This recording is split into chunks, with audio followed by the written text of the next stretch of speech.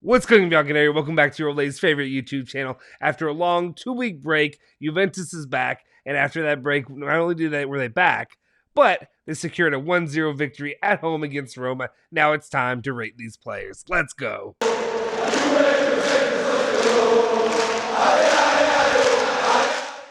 Ciao ragazzi, welcome back to the Bianconeri Zone. My name is Justin Sofro, and today is Monday, October 18th, 2021, and I have your latest rundown when it comes to Juventus and the player ratings. We're going to rate these players and their performance in the big win versus Roma, 1-0 at home for Juventus. Before we do anything, actually, go ahead and hit that like button, smash that subscribe button if you haven't already. If you haven't noticed, over here, we have our subscriber count. Get that subscriber count up. We want you guys to join the community that we have here. Also, make sure you hit that bell icon to stay notified for all of our latest videos.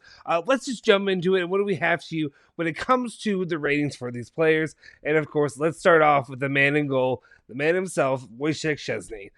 I gave him a 6.5 rating. He played the entire match. Overall, a very good performance from him. Could have been a 7.5 if it were not for just some little nifty areas where maybe I'm nitpicking a little bit. The whole scene of what happened, and of course, just when you play for Juventus overall, I kind of have to rate you a little bit more harsher than I would any other player, or not any other player, but any player for any other team. But overall, what I'd say is great performance by him, especially keeping a clean sheet. But the whole aftermath of the what happened, where he gave that penalty to Roma, but it ended up working out well, because if it weren't for that, Abraham could have ended up having that goal, but it was, I believe it was a handball anyway. But regardless, it worked out well for him, because not only did he, after he gave the penalty, he ended up saving that penalty, and there was a big moment for Juventus. What could have been a 1-1, it ended in a 1-1 draw, was a victory for the good guys. Overall, he had 4 saves. He had 1 high claim, 3 saves from inside the box, 1 penalty save, 1 penalty committed. He had 2 accurate long balls, and 1 ground duel won. Overall, solid performance from our guy in goal, and keeping another clean sheet. So nothing too bad when you have another clean sheet, especially given the long streak of non-clean sheets for the goalkeeper. Let's move on to our next guy, and that is Danilo. Overall, I gave him a 6 performance. To me, the defense played really, really well. That whole line worked out really, really well for the whole match. He had a 6.6 overall rating, played the full 90 minutes. He had 5 clearances, 1 interception, 3 tackles, 3 ground duels, 1, and 1 accurate cross, 3 accurate long balls. Solid performance overall from the Brazilian, especially coming back from play after, the way the South Americans, all of them had to come back more delayed than anybody else was, while everybody else, especially the Italians, were already home in Italy. Then we got Leonardo Bonucci. I gave him a 6.5 rating overall. He had a pretty good game. Of course, I feel like everybody had a solid game when it came to this. Actually, that's not true. But what I will say is I feel like a lot of the guys had a very solid game, especially on defense. We'll get to what I'm saying when I say not everybody had a solid game. There were a couple guys who were a little bit off their game. Guys that were more surprising, to be honest. He had 4 clearances, 3 blocked shots, 2 interceptions. He had 3 aerial duels, 1. He had 1 key pass, 12 accurate long balls. My boy Bonucci, he always does the accurate long balls, and which is why I love him. One of our best accurate long ball deliverer is a defender. Let's move on, though. Otherwise, this thing will take forever to get through these ratings. Keolini, another solid performance from Keolini. Gave him a 6 overall rating. Happy with what he did. I'm sure some of you may disagree with me, but I think overall he had a solid performance. He had 6 clearances, 2 block shots, 1 tackle, 4 ground duels, 1, 2 aerial duels, 1. He did lose possession 12 times, which is kind of a lot for him. He had 7 accurate long balls as well. So another, with him and Bonucci delivering those long balls, good on them. Good job, guys. Now, let's get to the one that I'm kind of excited about. I wasn't going to be excited about before, but I am today. And that's Mattia De Sciglio. To me, overall, he is our player of the match when it comes to me for Juventus, and I never thought those words would be coming out of my mouth, especially after he returned and seemed like we were going to be stuck with him through the season. But we did end up talking, if you remember before that, where I said about Luca Pellegrini. He looked better than Pellegrini in what I saw in the preseasons. And today he kind of stepped up and proved that it was a good investment for Juventus, if you're going to be stuck with him, to keep him here, or to play him. over Pellegrini, I guess. Anyway, he had 2 clearances, 4 tackles, 4 ground duels. One, he had, let's see, what else did we have here? He got 3 key passes, 2 accurate crosses, 1 accurate long ball, 1 big chance created, 1 shot off target as well. Of course, the big chance created was the one that set up to the, I guess, the game sealing winning goal early in the match, where he delivered that cross to Bentancur that went off of Moise Kean's head as well to score the game. Just phenomenal performance overall. Really was not expecting this out of DeCilio, but it's kind of, I think Alejandro was talking about it as well, where it's kind of like that's what you get with Allegri and DeCilio together. Either you're going to get an awesome game or you get the opposite. But today we got the awesome match, something I was excited about. Really cool. This is something, honestly, I'd say if I had to give this game a title, to me, what this game should be called overall was just kind of like, this was the maligned players stepping up. This was the game of the maligned. If you had, I don't have a fancy name to call it. Match of the maligned. There you go. It works. MOTM, I guess. And the match of the maligned, which are all the players that you usually, I don't want to say crap on, but the players that don't play the best stepped up today, and we needed them to win in moments like this. That could be big going down the line for the team, and for the future of Juventus out there. If they want to win the Scudetto, if they want to do anything and make some noise when it comes to the Champions League, if guys like him are stepping up, who knows? Who knows? Don't want to get crazy fanboy over here, but I was happy with what I saw. Let's move on. We have Cuadrado, and I apologize if for some reason my voice sounds like it's coffee or whatever. I'm sick right now. I've been sick for the last couple of days. I need to get through this. It's just the weather, the changing of the weather with me here and where I live. Hot, cold.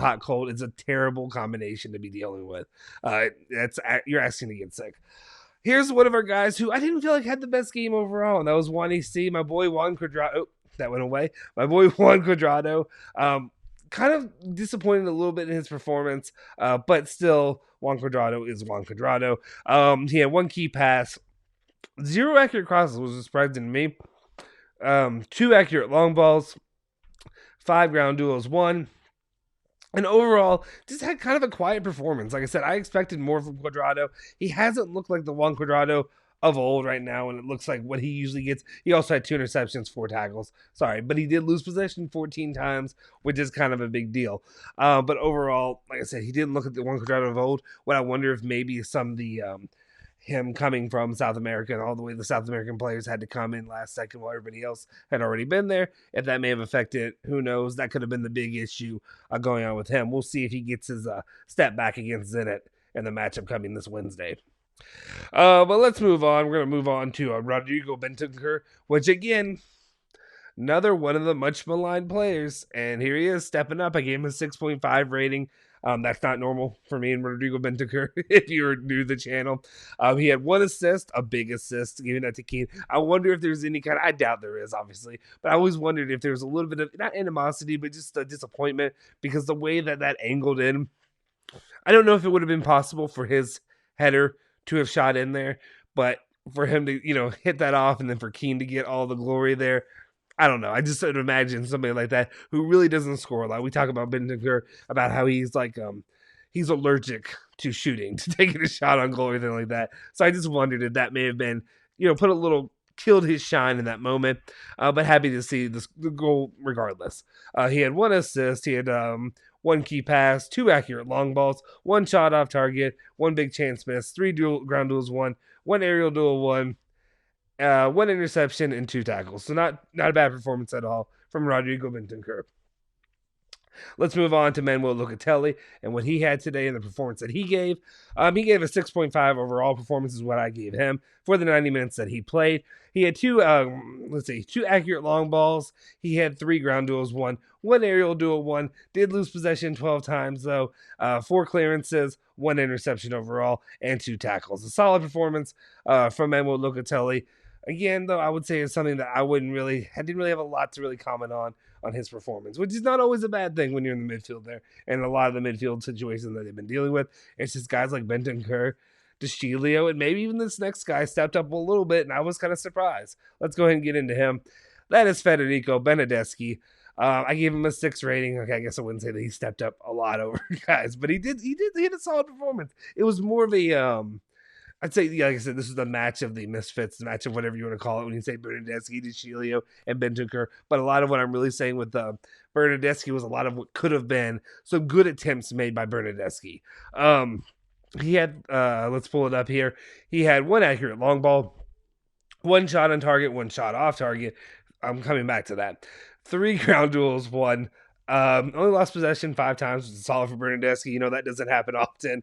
1 clearance and 2 tackles. I'm not trying to talk negative about him while I'm praising him, but, it's true.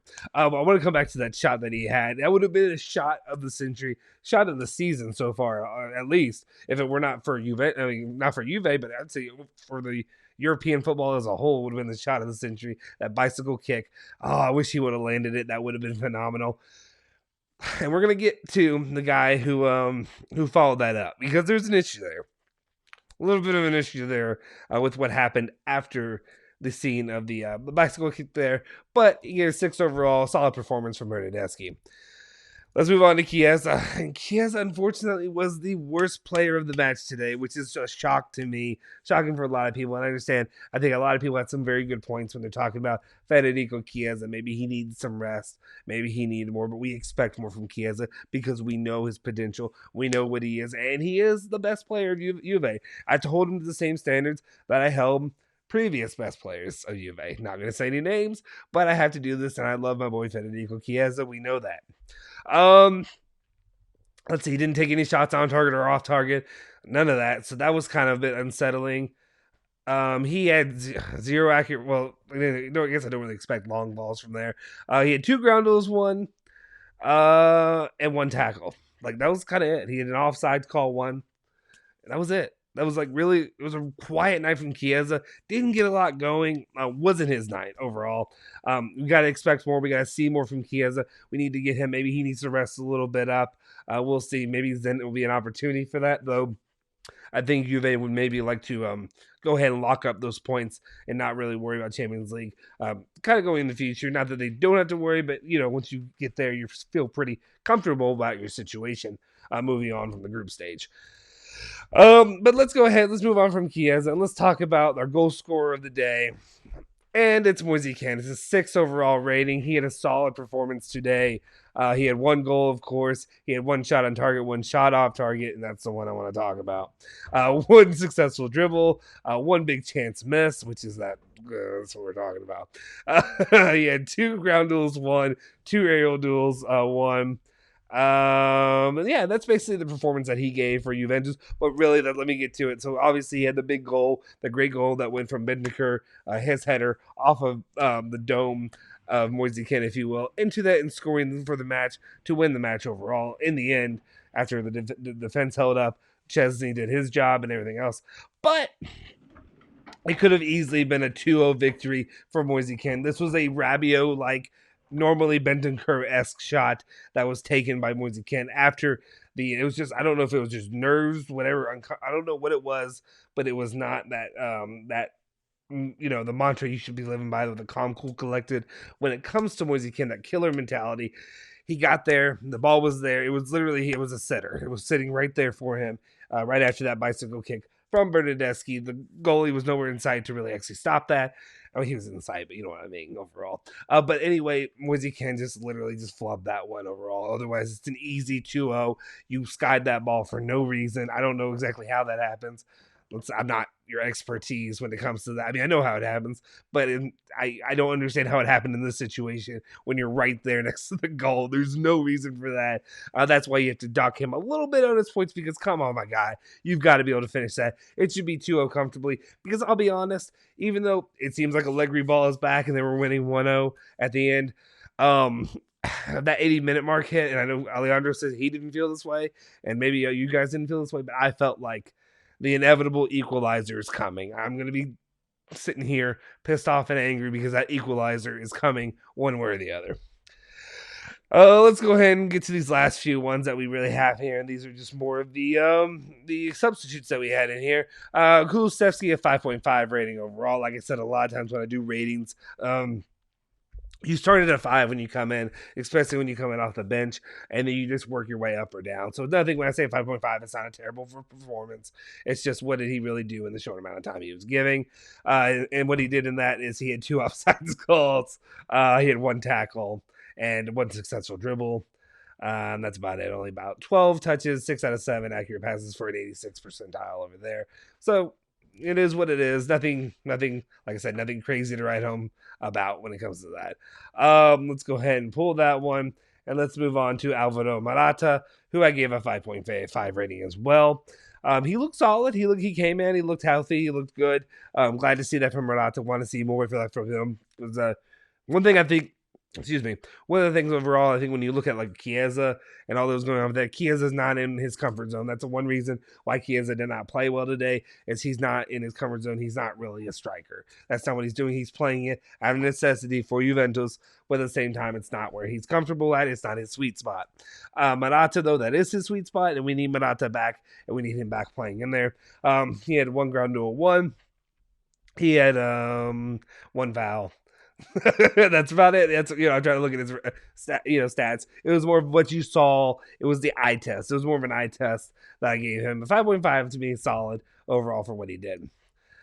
Let's move it on to Archer, the other one, and one that interested me the most, honestly, of anybody coming back in, just because it's been a while since we've seen Archer. I want to see more from him. Again, 5.5 rating. Kind of quiet, but he did have what I like to see from this is he won every ground duel and every aerial duel that he had played a part in. 3 out of 3 ground duels, 1 out of 1 aerial duel.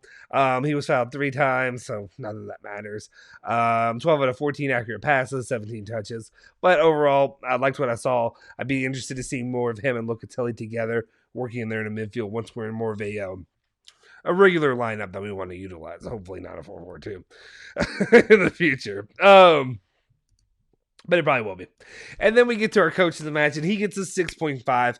A great performance, a great, I don't want to say a masterclass, but you know what I mean? Like a great job performed by Max Allegri. I was worried, like I said, coming into this match, I felt like this was a game that they could flounder pretty easily. I felt like this was the match where they come in there, and then overall, what do you get stuck with? You get stuck with the, what am I talking about? What am I trying to get at? You get stuck with the momentum killing, come back in, and I was afraid that the team would kind of reset. That's what I'm trying to get at. I kind of felt like, oh no, this team's going to reset. They're going to go back, and they're going to have the issues that we had at the beginning of the seasons. Because I've seen it with other squads. I've seen it with other programs, sports, as well. That happens sometimes. You have to go and rebuild back to that, especially when you have these international breaks where they happen so often, and it's so momentum killing, frustrating to deal with. But we didn't. It seems like they just took back off from where they were before the break. A 1-0 Allegri ball win. That's what I'm looking for. I told you guys that's what I wanted. When they brought in Allegri, I am more than happy to have a 1-0 victory. Some guys may think it's boring. Some of you think whatever you can make of it.